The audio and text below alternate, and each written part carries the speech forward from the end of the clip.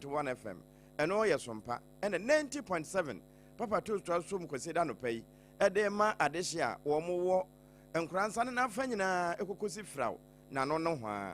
and Open Saman and Nakojosi Company Limited was way more or far bear Fontaine Fidianuswa and Namuswa Tito and Mungumanum SOMPA 106.5 FM Accra and FA SOMPA FM Live YouTube ho baby of Okudu nyina what you brotire kura wo bietum ema before ete ye kase ye bono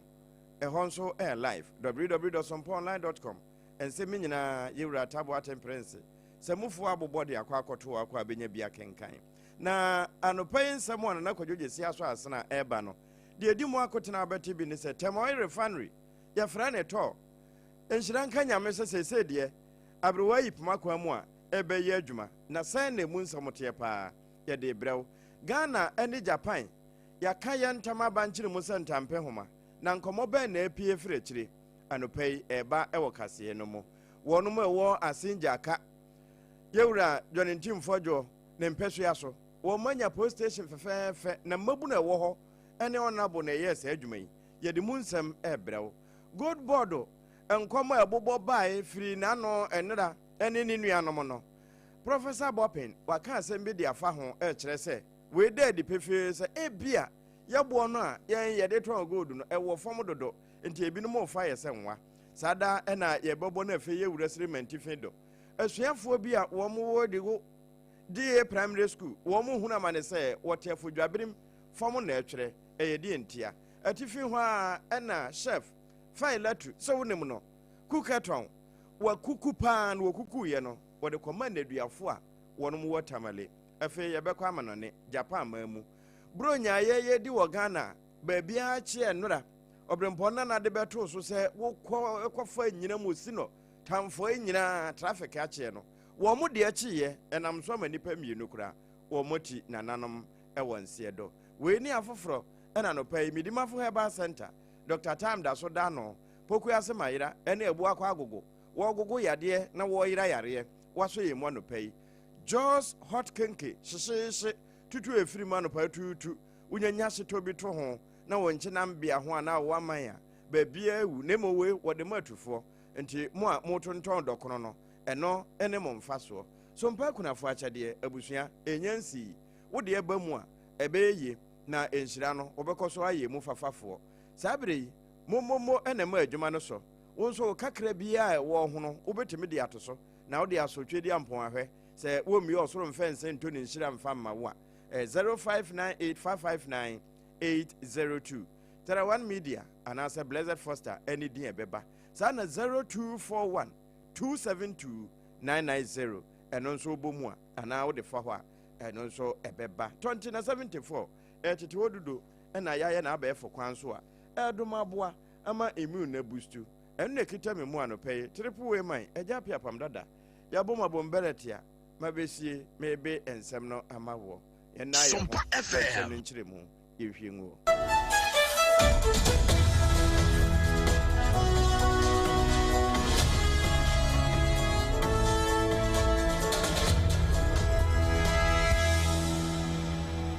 afi ensem no nchiremu ni abusua mede wura tema oil refinery menya bodin waba wonum wote yache osajefo apenso a ebebo aze wo manyimu ene na yekofa crude no fanwo no efiri amanone a ne yaba bedaada so emu ene yebeti ekresi afiri na ya paso a na fe de apofofo wo mo de ekopo eno nso yadom aboa ama wonom nsaka we nyina echi no aviation fuel adupredie nso ne yasan apade afiri so ansa na diesel nom ne petrol na nkasakura ya sone eno nso afirim na ewia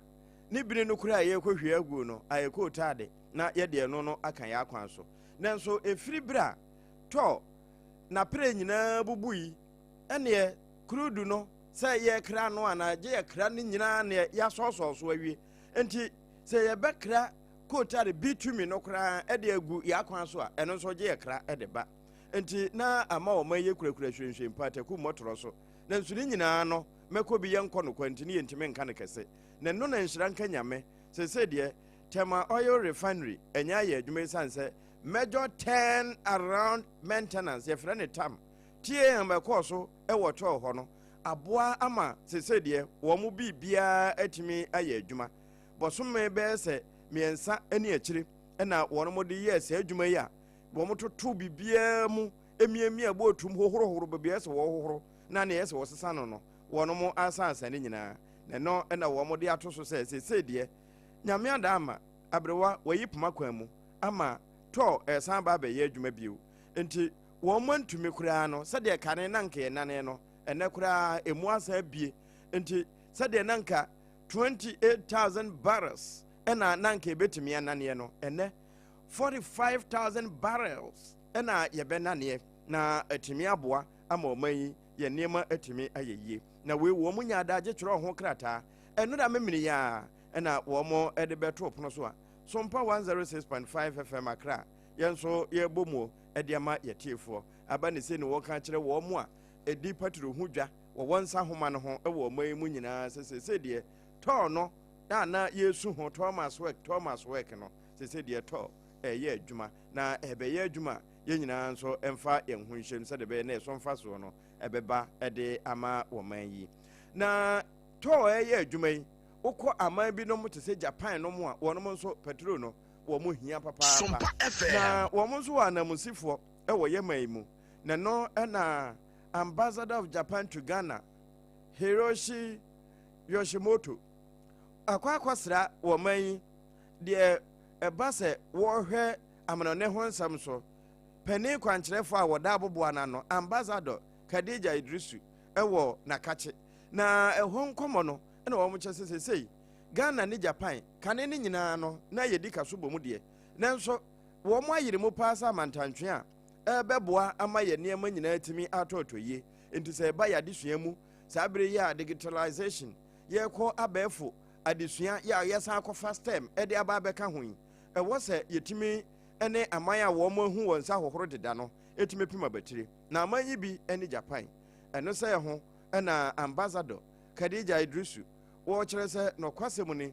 sɛ wɔhwɛ sɛdeɛ Japan aban no wɔsi abɔ ne ho mmɔden asɔ Ghana asene paa firi bere a na afei ne yɛsen fifi aba abɛduru saa bere yɛtumi wido mpa wɔbɛbɔ wɔn aba so ɛnkanka ɛne abɛɛfo suahunu mu ɛne emu apɔmuden mu nneɛma a wɔn ɛde dom yɛn saa da ɛna yɛasan yɛ krado sɛ yɛbɛdom no wɔn akɔ so akɔ nana krana sɛde bɛyɛ na sɛdeɛ Japan ehu n'anim no wɔn Ghana nso yɛbɛhu yɛ deɛ saa na ɛno akyi nneɛma bi mu nso a Japan hia efiri wɔn Ghana ho no ɛnam sɛ yɛtumi aka yɛn ntam apam ano nti deɛ amo ne danta n'anim baabi a ne to kwanda ɛba ne saa wɔn yi mmienu yɛbɛtumi atoto ama nneɛma adi na afei aboa yɛn nyina da abusua ɛyɛ Sompa no nsia bere mu kasa ɛbɔ ana nakwadwo si company limited wadom aso mu no ɛno ne yɛde ɛsom wei Facebook no so yɛ Sompa 106.5 FM Accra ɛhɔ ne yɛhia wɔ nkanto so ɛne wadwenkyerɛ no afei ma yɛnkɔ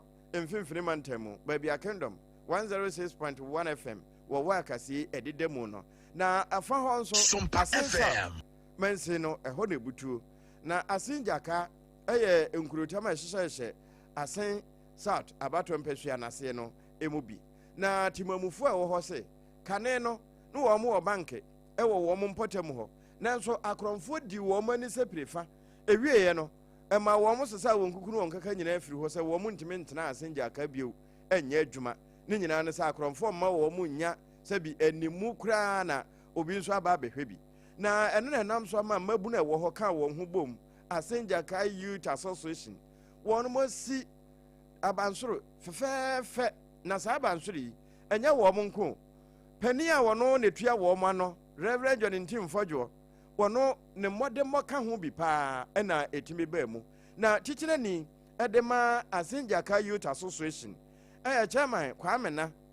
mensa ka ne din ho wɔkyerɛ deɛ nti a wɔn keka wɔn nsa ase yɛ honorable nso panin a wɔyɛ panin pa a wɔn tena fie masefuamfo wɔso mu no Kwame na ɛkyerɛkyerɛ deɛ nti a wɔn yɛ ɔsaa The reason being that we were having a bank in this village, but because of the thieves, they attacked the bank. After that, the Bank of Ghana came and said that because we don't have a police station, we can't have a bank in this village. So the bank has to close the office. So apart from the bank, people who are coming to invest, like doing companies within this community, because we don't have a police station here, they don't have a guarantee that when there's any armed robbers or any other cases, we have someone to rely on them. So they've all gone back. So looking at those things, we decide to do the police station.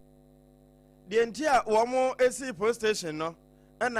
Kwamena Mensa Louis, one year chairman, Edema, and Mabunu, Wamon Kabumukuno. Now, Reverend John Tim Fodra, William Rashebedrini, and so the Nedia Etoso, a train and Niswapa, so the Mabuniayo, and a fee, and fast also a police station, no, at the Bratimum for war at Saint Jacka and an Alpha. It is our expectation that the IGP will be able to deploy men to be able to man this police station to help fight crime. It's going to assist greatly in curbing crime within Asin Jakai and its environs. From all the way Asin Jakai and about 14 to 16 communities are joining. The nearest place that you can seek redress, you can get a closest police station is Nyankumasi Ahinkro. And so this is going to be a very useful facility in ensuring that justice is served. People who have one issue or the other easily have a very close by police station to lodge their complaints. In itself, it's also going to be a deterrence to any potential perpetrator of any crime that indeed Asin Jakai has a police station, and so everyone will be restrained. This day is an exciting day for us.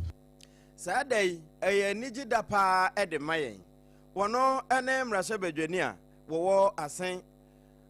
name. Fortemu hotitru ene anafo na aseja kai ena saa dwumedi wono mo ye no kronti na wo mpotem ho na baafo agei wono nso wa manansi wode ne de eto so kire eniso a wono mani aso de akoso yi. It's going to help the society because we have only police station at Nyankumasi Ahinkro. We have a lot of communities around us, Kruwa, Amoabe, and whatever. But before you can reach the police, you have to travel far to Fanti Nyankumasi or Nyankumasi Ahinkro. But if you're able to have this one done, have men, then when you get to Jakai, wouldn't travel to Nyankumasi before you can report to the police. It's very, very close to the communities around. So I think Jakai police station is going to help us a lot to reduce the tension at Nyankumasi Ahinkro. Eno eye kronti hina wo Asen Jakai ene Asen Praso na baafo agei ene kasa yei eno eye mfimfini mantemo brofonkoten afe yanto aso na yenko atififem na ehonso me do ko digo GA primary school eho na asuafo no ebosujo tirekire se no kwasemu ni asam no so peso kana adasate ne wo no moti ne yie pa kana okurum kasa na enkoda ne nya adaje eka wo mo kurom kasa kire se wo mo te fom ne tworo ne se honti wo mo eka bi ebam no mra won sra ba mu na school dan a wo mo timu kura no ankura bi ye no nsha ban ase ene besi ma wo mo na nkonwa wo mo betena so nti ene table ene wo mo twere fom no Mo can be class 3. Tia musranye kakwase. Ti kan ti jonde tumban sawa. Katinya madara. Kursma nyeti ya musra. Katren ye komantikuru song ti zang kwasma fulu. Katinya kwasijin. Ti kan ti jonde tumban. Kakwasma. Kakwasma. Ati jonde tumban. Ajora bahrete. Ati rubar ti ye gwanti. Kuru song ti zang kwasma fulu. Kanina jo. Incha jo primary school. In class ye P3. Kataka kwase. Kosma nyeti ya masarre tejia tenya darum nsula MP natjisi nuka tsong tukatishkur mamma tanka tjin ma tenya darum tishkur man tukakusi kosma nyeti kachan doskuru di province kabe class 3 tishkur man tukakusi ti karashkur tanka tjan sabra katan janda tanga katnya darum ay ku ya uniform kanasno ay ku sha pa'al ja'an salan yalkana enti wote de wo mo kana wenya myself o boni din ho akere class wo na o kan uniform kra no edu ba bia na ye bibie ho na emo SOMPA FM sa kilo nketwa no ne bag na ebi ne buku gumo no enti wo mo aka bi ebem emra wo mo nsra ba mu na ewie ye na na ye tete fa so ene kyerɛkyerɛ ni a wono na ɛkyerɛ mofrɛ yade enso bɛka sa ne wo se gie we ye de nkoda naka na ya kyerɛkyerɛfo ye firi tamale ena badego na ntwamho enya kwankuma nti won kwamra no na waye boho o chan kronfoire na eno nso wo kan sei. The school here, we are facing so many problems. As part of the problems that we face in this school include furniture. As you can see, the entire school, we have about 250 students in the school. And in almost all the classrooms, when you go to any classroom, the maximum furniture that you can get in the classroom either 4 or less than that. And this makes teaching and learning very difficult. As you can see, monitoring children to write is very difficult in class here. When you give them exercise, before you go around to check how they are doing, in fact, some of them, when they even come to school, their clothing will be dirty before school closes, and this makes it a challenge to us here. Here we have so many challenges, but the furniture is the key issue that we have in this school. We don't have teachers' quarters in the school. Right now, I'm just coming from Tamale. We come all the way from Tamale to this community, Nantong district, and from Tamale to Nantong district, in fact, it's not a small journey. Before you get here, you even be tired, and when you come here, before you end your lessons, you will be exhausted, and you are compelled to go back home. And this makes it very difficult for us to come back the next day, but we are trying our possible best, and this makes it difficult for some of the teachers to make it up to the number of times to come to the school in a week. So we are pleading. Eno Yewra Abubakar Mohammed wano ya church ni ewo de go DA primary school wo Nantom ewo Tifin Sriman Tifindo na wote se wo kasei na yeba University of Ghana penny were professor of economics nti wa ben pa eba sikasem ne ntotoye ne kwan ebefa so a sika kura besan so atenase na yebesi amanaka SOMPA Professor Godfrey Bopin ene ne din na penny yakasa ne nyina ye gold board